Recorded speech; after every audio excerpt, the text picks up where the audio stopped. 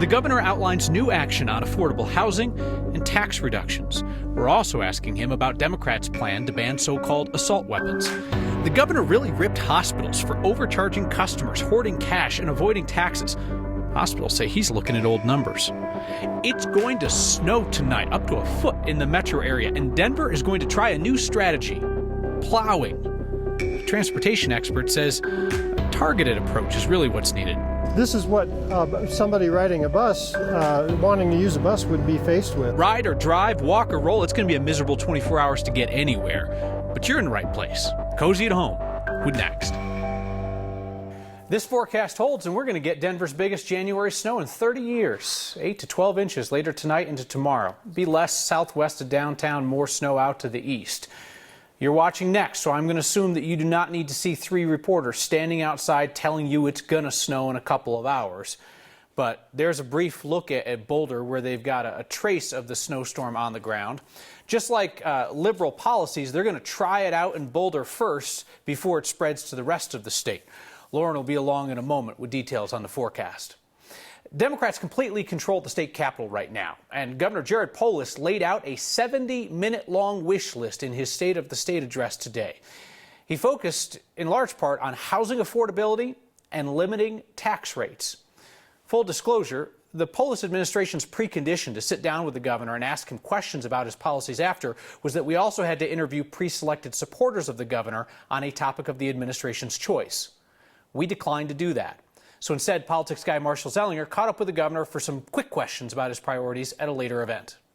As we think about the future, we also have to think about how we can make Colorado safer. Toward the end of Democratic Governor Jared Polis's State of the State address, he brought up crime, which was one of, if not the top issue during his re-election campaign. In that section, he talked about wanting to expand the state's red flag law to allow district attorneys to petition for an extreme risk protection order, which allows a judge to temporarily take weapons from someone deemed a threat to themselves or others. He also talked about cracking down on ghost guns, homemade untraceable guns, but no reference to the soon-to-be introduced bill that would define what assault weapons are and make them illegal, which I asked him about in a news conference after his speech. You co-sponsored an assault weapons ban of 2018 while in Congress. Do you no longer support that idea?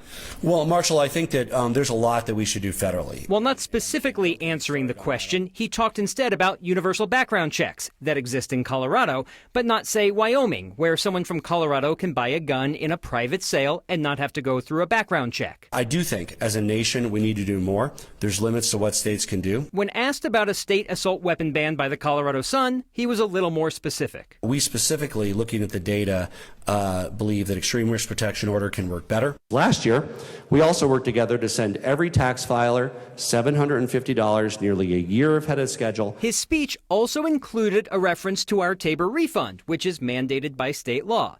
I asked Polis about the proposal that lawmakers could put on the November ballot seeking permission to keep future state Tabor refunds for education. Do you support the effort to give up Tabor refunds for education purposes? Well, I think the real question is that something the voters of Colorado support? It sounds similar to a proposition that recently failed a few years ago in the state of Colorado. That's a reference to Proposition CC, which failed in 2019 and would have funded education and roads. He did say what he would rather see done with Tabor refunds. If we have a budget surplus, it means that our taxes are too high, so we should simply reduce our taxes. One other big area he talked about is making school districts whole. This goes to what I said yesterday. When local property taxes do not provide 100% of what school districts expect, the state is supposed to backfill it. But recently, well, for ages now, the state doesn't do 100%. And because it can't do 100%, it does this multiplication across all 178 school districts to proportionally reduce what they give them. He says we're going to get to 100%, but it relies on a strong economy, maybe a mild recession. But I didn't hear the details of, like, where is that money over time so that it's always going to be 100% for school districts. So what always happens when the legislature is in session is the governor, whoever it is going to send signals about bills they want to see, bills that they don't want to see. Based on what he told you about a ban on so-called assault weapons, he's saying, don't bring that to my desk. I mean, he's pretty clear. He's not into that no matter what Democrats think. Between me and Jesse Paul from the Colorado Sun and that one soundbite where he said our study shows that extreme risk protection orders work better, is that saying we're doing this, don't do that? I mean, that could be the underlying. I don't think that's going to stop the bill from going forward. Sure. And then the question becomes, Do Democrats have enough votes for a ban on so-called assault weapons to overcome a governor's veto? That's a far harder task than simply getting it passed. All right, Marshall, thank you. The governor directly criticized some of Colorado's hospitals today, saying that those hospitals are making record profits, not paying taxes, and sitting on huge cash reserves while overcharging customers. To the extent that they are generating reserves, large reserves, we need to make sure that the quid pro quo for not paying taxes is just you're supposed to use your profits and reserves for community benefit. So how do we make sure that community benefit dollars are actually used for community benefit? Last year, the state reported that hospitals, especially those in the metro area, were really fat and happy cash-wise in 2020. But the Colorado Hospital Association, responding to the governor today, pointed us to a newer study that we've talked about here, one that says that their financial situation has really taken a turn. The industry group says that more than half of the state's hospitals are operating with unsustainable financial margins. That's due in part to increased costs of labor and supplies. Denver Health, for example, is $3 million over budget every month and estimates it has less than 100 days operating expenses in reserves. The baby plows come out to play tonight. Denver is going to try to change things up with this snowstorm and plow. They're going to plow, like even the side streets, they're going to plow them. So they're strapping plows on the city's pickups, those are the baby plows, and they're going to have them go out and hit neighborhood streets. So we like to joke the Denver snow removal plan is just the sun, but there is some truth in that. Our Steve Steger learned the history of Denver's plow aversion from a transportation expert. And Steve, how did your little transit nerd summit go today? Because you love this stuff. Absolutely enlightening. We talked about bikes, we talked about sidewalks, we talked about all sorts of stuff. We also talked about the sun and that being the plan to plow the roads. You see the sun didn't really do much here. There's a big building blocking this road just off of Spear. This sucker is going to have a fresh layer of snow on it tonight. So you can imagine what that's going to be like in the morning. We told you about a fascinating tweet thread from Jim Charlier. He's a Front Range transportation planner. He says the metro area's plan to wait for the sun to clear roads is actually related to the brown cloud of the 90s and the 80s. The compounds you put on roads to keep them from freezing over, they get stuck in the air during the inversions during cold weather. And the emissions from plow trucks don't help really that much either. Jim says he is all for a debate on how to plow roads differently now, understanding that the changing climate is changing the way that storms hit here and the sun's ability to melt them. But he says any discussion about snow removal needs to include a discussion about how to clear the way for more than just cars. I would say that in Denver for the past couple of weeks, we've all been able to drive pretty much anywhere we needed to, but walking has been more of a challenge. So I think we need to broaden our perspective a little bit. It's a good time for us to reassess what we're doing, and are we doing the right thing, and what does it cost, and should we change it? For its part on the environmental issue, the city actually says that they've been using a different kind of de-icer that's a lot more environmentally friendly, though they do still limit what they're putting on the ground for to kind of mitigate that damage to the environment. It's going to be an interesting discussion moving forward, already getting some attention, Kyle, in the mayor's debate. Jim was responding to one mayoral candidate's suggestion that we just plow the damn roads. Which he says is a lot more complex than just plowing roads.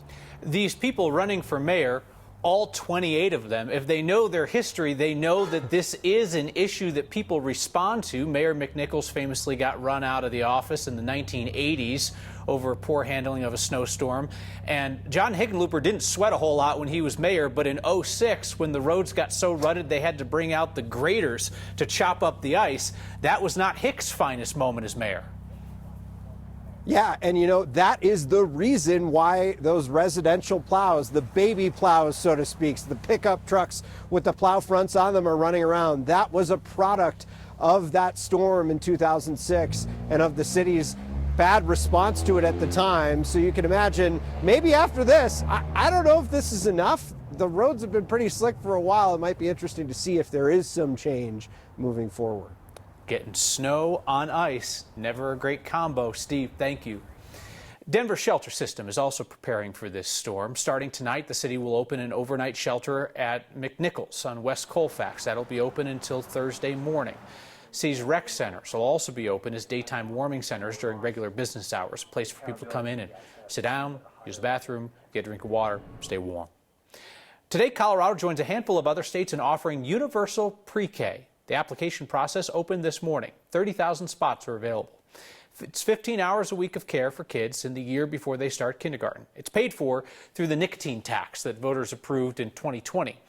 Parents who apply for the program can pick up to 5 preferred providers out of a list of about 850 education institutions, from public schools to faith-based classes, even some home care. The state says it'll try to pair up each student with a school based on available space. This program's intended for 4-year-olds, but the state will consider some 3 or 5-year-olds based on other factors like household income or the language spoken at home. State's already facing a teacher shortage, and the hope is to recruit 3,000 new teachers by next fall when this gets going. The state has set aside $50 million in grants to retain pre-K teachers and recruit new ones. The nonprofit that raised $2 million to support people impacted by the Club Q shooting is bringing in a new partner to help disperse the money, particularly to people who are hesitant to work with law enforcement. That's one of the critiques of the Colorado Healing Fund, which was created to channel the community's outpouring of generosity after tragedies like mass shootings. The Healing Fund is now bringing on the Community Health Partnership to help distribute funds to survivors who might not feel comfortable working with law enforcement or being named in public court documents as having been at that LGBTQ club that night. I should say, full disclosure, Next Viewers raised more than $100,000 for that fund, which is going to go to victims' families, survivors, and those most impacted in the community. Now that we're paying an extra 10 cents per bag, are other businesses cashing in on what's required of grocery stores? Climate activists say Colorado took action, and the energy industry hasn't caught up on fracking. We think it's wrong to continue to allow these hazardous operations. That's next.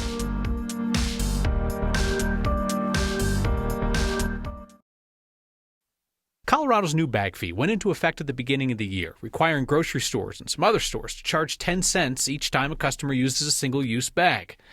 We've been hearing from Next Viewers like Jana. She wants to know why she was charged for a bag at a fast food restaurant since they're supposed to be exempt.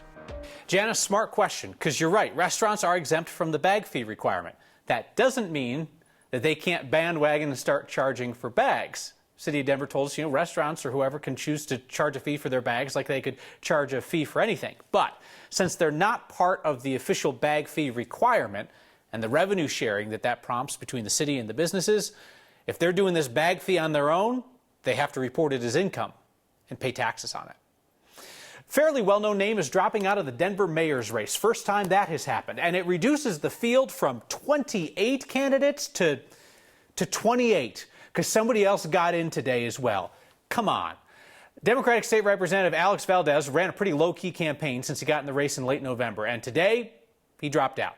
But fear not, the pool is still so crowded they're hiring extra lifeguards. A guy named Sean Gallegos entered the race today, so there are still 28 candidates for Denver mayor.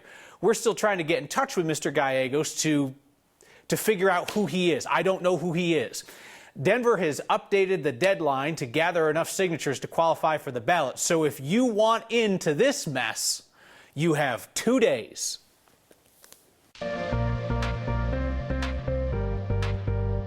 Well, the rest of us will be getting into a total different mess as we go into the overnight and early morning hours tomorrow, and that's going to come in the form of snow. Right now, we have a live look outside in Fort Collins, and you can see these light snow showers starting to fall there, and that snow is also starting to push its way into Denver, finally. So at DIA, we're starting to see that snow falling pretty light so far, but again, it will intensify as we go later into this evening and into the early morning hours tomorrow. So we're at 28 degrees where it feels like 21 due to winds coming in from the east at around 7 miles per hour.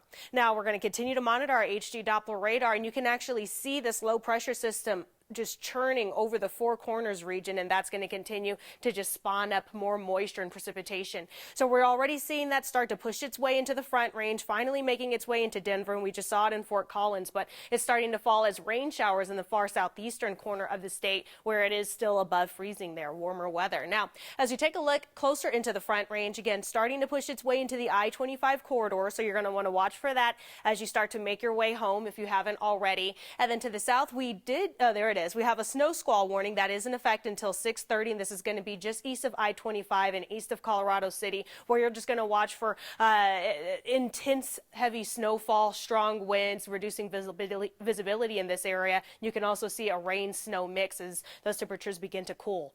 Outside of that, Denver, northern portions of the Front Range, eastern plains, still under this winter storm warning, where we can expect 6 to 12 inches of snowfall. Areas across the plains could see 12 to 15 inches of snowfall. We're also going to see the higher snow totals almost all across the state. This is going to continue to push its way in. In addition to that, we do have foggier areas across the Front Range and eastern plains, so you'll want to watch for reduced visibility due to snowfall and foggy conditions. Overnight, those temperatures dropping to 24 degrees. We're going to continue to watch for that snow to push in tomorrow. It eventually makes its way out late Wednesday. We dry out Thursday. Climate activists say Colorado's talk does not match the state's regulatory action. We need to end permitting in Colorado as soon as possible. That would certainly be a significant shift in priorities. Some context on their demands. Next. With Colorado Republicans largely watching from the sidelines after Election Day blowouts, a lot of the debates in and outside the state capitol are going to be between the center left and the progressive left. Witness what happened as Governor Polis was delivering today's State of the State. Yet climate activists on the Capitol steps delivering what they called the frack of the state. They want state regulators to keep oil and gas operations farther from neighborhoods. Local governments got more control over that in 2019. These climate activists say oil and gas companies are still sailing through permitting. They claim the state's Oil and Gas Conservation Committee has approved thousands of permits since that reform bill passed and only denied one. The point of passing that bill was to change the priorities of our state, and it wasn't a bad idea. It was certainly an improvement on the previous prioritization of production.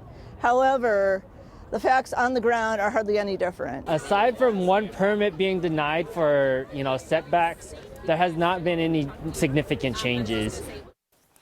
We pulled the permitting data since this bill passed, and since 2020, the state has approved permits for more than 3,500 individual wells, about 1,200 of those still active.